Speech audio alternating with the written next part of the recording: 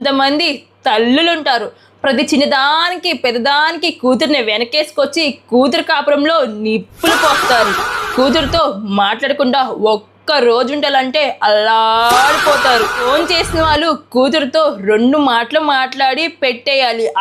పెట్టేరు. నీ అత్తేం చేస్తుంది, నీ మామేం చేస్తున్నాడు, మీ ఆయన మంచిగా చూసుకుంటున్నాడా, కొడుతున్నాడా, తిడుతున్నాడని చెప్పి వాళ్ళ విషయాలన్నీ గుచ్చి అడుగుతారు. ఫోన్ చేసి వాళ్ళ పర్సనల్ విషయాలు అడగడం ఎంతవరకు కరెక్ట్?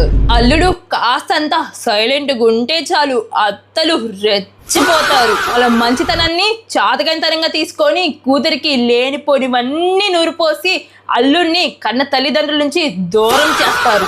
సహనానికి కూడా ఒక హద్దు అదుపునిది. ఎప్పుడైతే నీ అల్లుడు అది కోల్పోతాడో ఆ రోజు ఖచ్చితంగా నీ కూతురు జీవితం రోడ్డు మీద పడిద్ది. అది గుర్తుపెట్టుకో.